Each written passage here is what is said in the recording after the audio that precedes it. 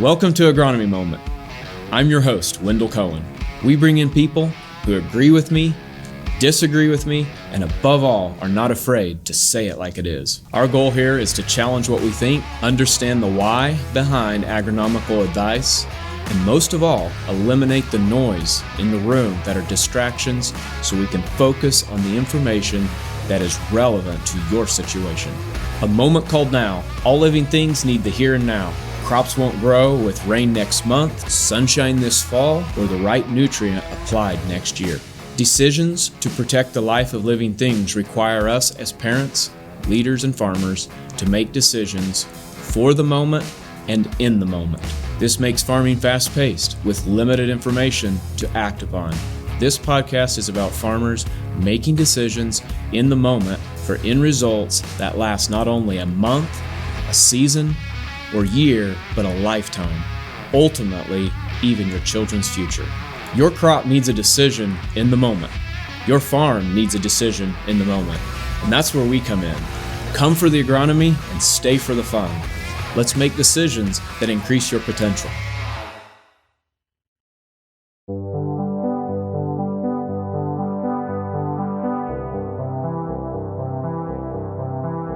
All right, welcome back everybody to Agronomy Moment. I'm joined here once again with Celena Kipping, our agronomist here for Western Missouri. And today we're going to talk a little bit about cold soils and the effects of cold soils on seed germination, a little bit about what happens with corn seeds when they feel the effects of cold water inhibition, and how to plan your planting season as you go forward to manage and balance planting on time and still that desire, of course, we all want to have those good conditions at the same time. And so, Celena, let's just dive right in here, unless you have anything else you want to add before we do our slides. Let's get to it. So talk to us a little bit about weather conditions here we've had. Yeah, so obviously at the beginning of March, that was probably where I was getting a lot of questions. Can I go ahead and plant? Is it a good idea? Whatever. Well, I would say in comparison, this is making generalities a little bit, just kind of across geography, not relatively speaking to one specific area, but at the beginning of March, there were pretty fair conditions. Yes. Warm, yes, drier. I mean, the type of conditions you're like, heck yeah, let's plant some corn.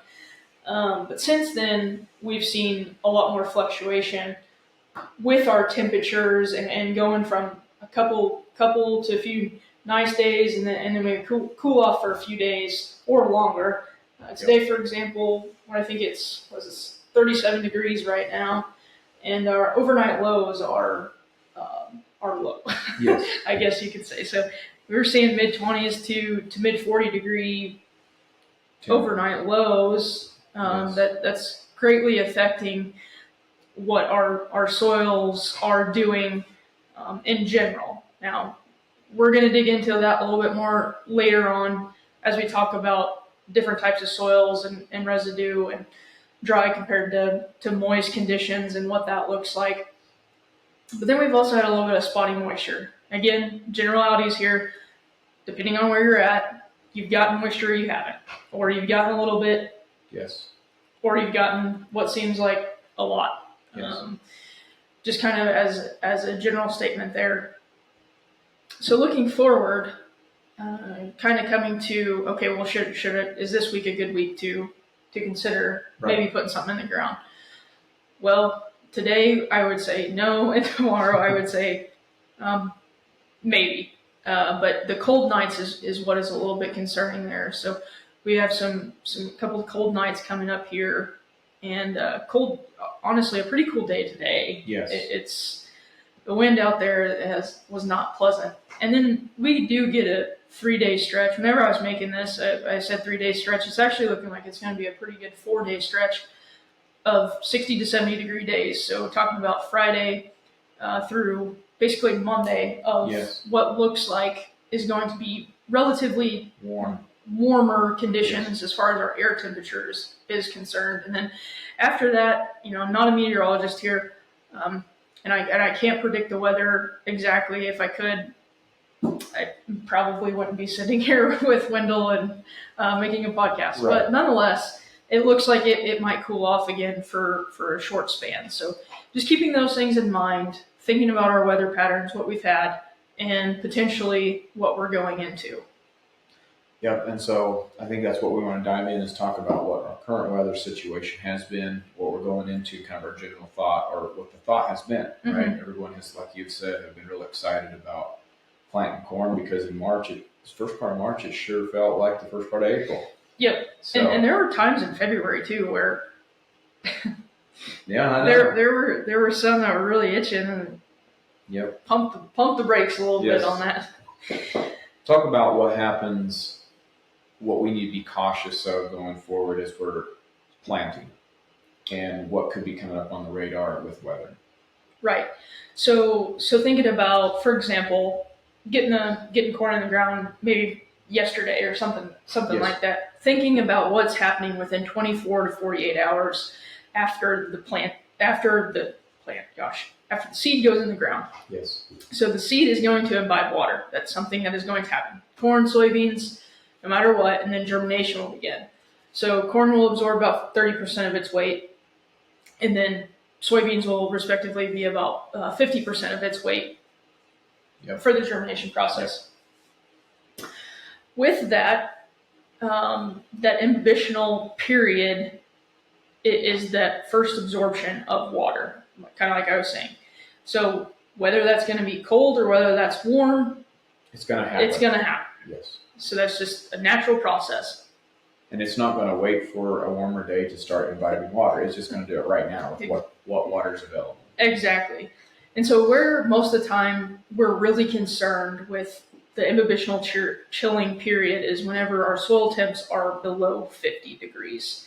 And would you mind sharing what you measured the soil temperature this morning, right? Yeah, in bare dirt, we at 2 inches down, we were 40.1 degrees, and underneath our lovely, fully bloomed out henbit, it was 45.2 degrees, so about 5 degrees warmer in cover. And that was undercover. So yesterday, or several days ago, when we were warm, that would have been flip flop. Yeah.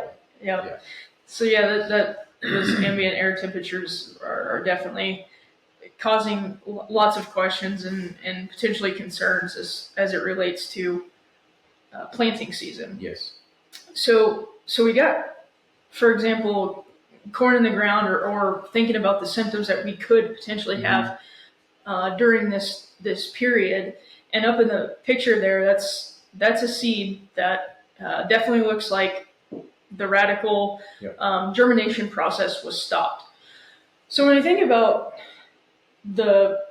whenever the seed rehydrates, and just like the imbibitional, how it absorbs the water, it's going to rehydrate its cells.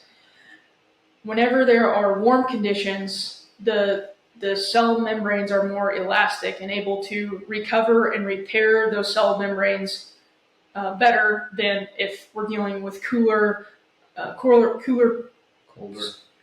soil conditions or absorption as far as the water, the moisture. So they become less elastic and lead to the leaky cells. So just a little bit of the physiology, a little bit behind of why we see a swollen seed that essentially has made no progress. Well, I should say no, little evidence of germination progress in that photo. And it seems like at this point in time, it made a little bit of progress, and now it's terminated. Just nothing has changed now for 10 days. Yep. So that's kind of a common of what we would probably be seeing with imbibitional chilling. Sometimes, if we wait a little bit longer, we could maybe hard to decipher between if it was imbibitional chilling or a disease. So being a little bit proactive and taking a look at our fields within that period of 3 days would be important. Talk about cold injury just a little bit. And this really gets really close in my mind of sometimes the symptomology can actually look very similar at times if the cold inhibition wasn't too severe. Mm-hmm. But let's talk about that a little bit, how they're different. So think about with imbibition injury, the chilling, the very little progress made as far as the germination. Yeah. Well, when we look at cold injury, this is a change in soil temp after imbibition. Yep. So potentially, say for example, maybe we look at the forecast and we're going to plant corn on Thursday, and we get really good growing conditions or germination conditions for that seed in the soil 3 to 4 days after planting. For example, hypothetically speaking, it gets really cold. Soil temperature gets really cold. Well, these are some symptoms of what could happen after that. So we had successful germination, but then we have leaves, our mesocotyls are corkscrewed, leaf down underground, and a bunch of ugly looking corn seedlings as seen in those pictures on the screen. That's a lot of the symptoms that can be shown with cold injury. Not saying that we could see these injuries with imbibition as well, but just a little bit more of deciphering there to where you could have successful germination and then something go wrong, such as cold injury after that. Yes. Okay, talk about factors that go into making decisions. Well, maybe more factors that can affect the end result. So thinking about the longevity of cold soils, so the intensity and the duration that we get if we have our cold soils, cold days. 1 day of cold is not going to be as risky or as concerning as, say, consecutive days of 3 or cold. 4 nights of cold, low temps. Yep. So we think about the intensity and duration of the weather as far as that's concerned. Then we think about the soil moisture fluctuation. Yes.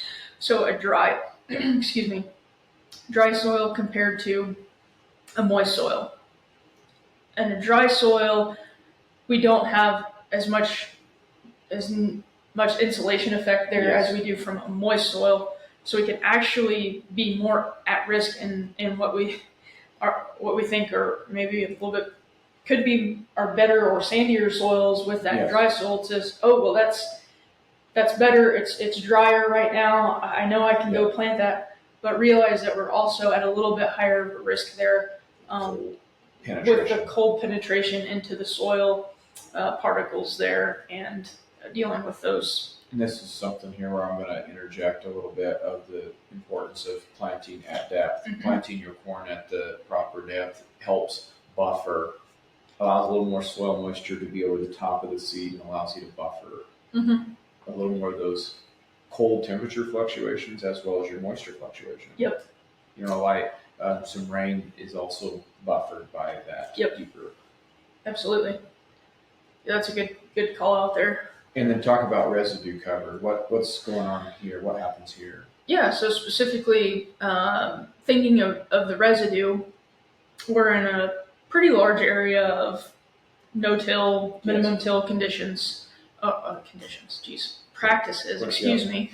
And so thinking about we are going to have more residue on top of the soil surface.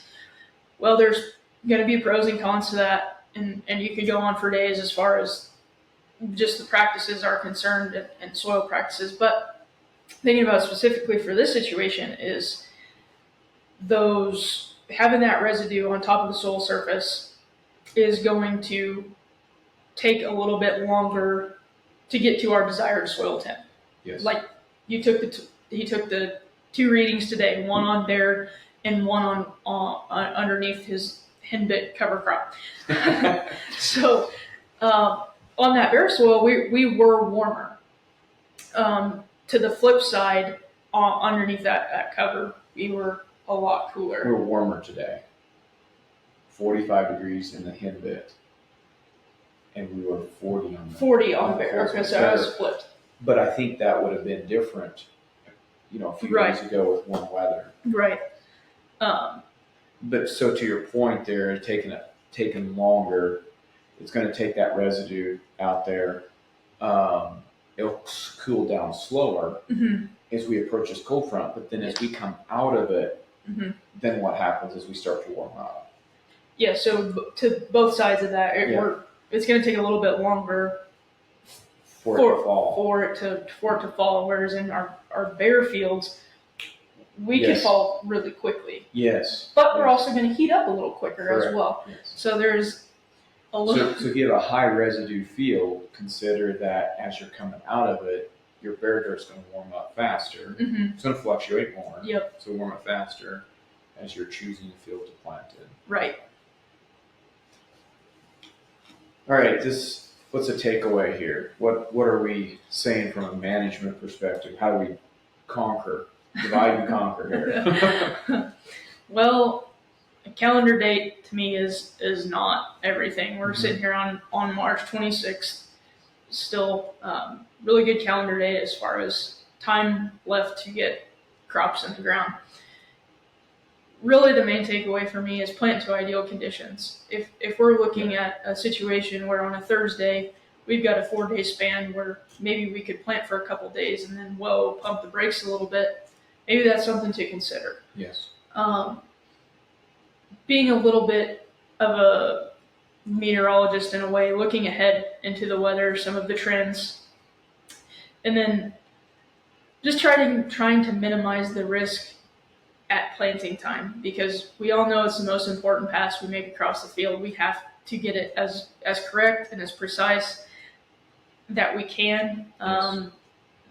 Minimizing what could cost us the most amount of dollars right now with the corn prices the way that they are, Yes. I think is a pretty big thing to think about when trying to make the decision over planting or not as we're sitting here on March 26th. Yes. I think that's a really good point. The economics currently of the situation. Yep. If we're, a lot of times we see with, just to call out Beck's PFR a little bit, in planting dates, even in areas that are not in our area, still align with a lot of what we find here. And that is April tends to be, the ideal conditions planted in April continues to be your highest return. May is, in our area, is considerably worse, with March being behind April, but probably ahead of May. So just kind of to that point is that with corn dollars where they're at, if we can plant in an ideal time to generate more bushels for no extra cost, it's important to think about. Well, and I as I'm sitting here looking at this slide, I'm laughing at myself because I say with $4 corn or sub $4 corn, we want to minimize planting risk. I don't care what the price of corn is. We want to minimize planting risk. But putting it in perspective of what we're dealing with right now, we really, really want to make sure that we have that planting pass as close to perfect as we can absolutely get. So just disclosure, I'm reading that and I'm like, oh, that sounds kind of bad. So I don't want to lead somebody astray by saying if we have $7 or $8 corn, we don't just want to go out. We don't care. Yeah. So. However, I do think sometimes is if you can get if you can get a neutral return when you have higher dollars, one bushel makes a bigger difference than when it's at $4. If you're throwing higher risk at something, right? So minimizing risk is important in the environment we're in. Yep. Okay, talk about what you are talking about. The most important pass across the field is planting, and just you have anything more to add to that? Minimizing what could end up costing the most amount of dollars, and I think that's a little bit where you're headed with this in the environment we're in. Yep. With the environment that we're in, the calendar. Don't do things that cost too much. Yep. Yes. Just really think about that decision, and I understand that in the southern part of the geography that people are itching or have planted, and I completely understand. Just thinking about these things and a little bit of the bigger picture as far as what we're going to deal with whenever it comes harvest time, potentially. As far as right now, we're not staring very good crop prices in the face. That's compared to where we're at. So just trying to minimize that risk of what we could see with plant stands and how that could be minimized going forward. Talk about Farm Server. How can it help? So Farm Server, the ready to plant model, can really help kind of give another maybe if you say reference, as far as, or another peace of mind, maybe, Right. as a tool to help say, okay, it's looking good for the next 4 days. Let's go plant. You can start planting, ready to plant. And to the flip side of that, we have it sees in its model a couple days of potential cooler rains or cooler temperatures, and taking the calendar date into consideration as well. Maybe we stop and don't get too anxious there. But I think that's a really good tool that we've come out with, that ready to plant. And To your point on the spotty rains idea, farm super tracks where the radar dropped more rain, so it might show a field that you weren't expecting to be ready to plant, and also be ready to plant. Yep. And What's typically ready? it's not. What's not ready here might be ready Yes. a couple miles, 5 miles Right. down the road. Anything else you want to add as we wrap up this podcast? Hopefully we hit it. If not, call us. Call us. Criticize. Tell us what we did wrong, what we did right. Tell us most importantly what we can do differently and improve. Thank you for watching. See you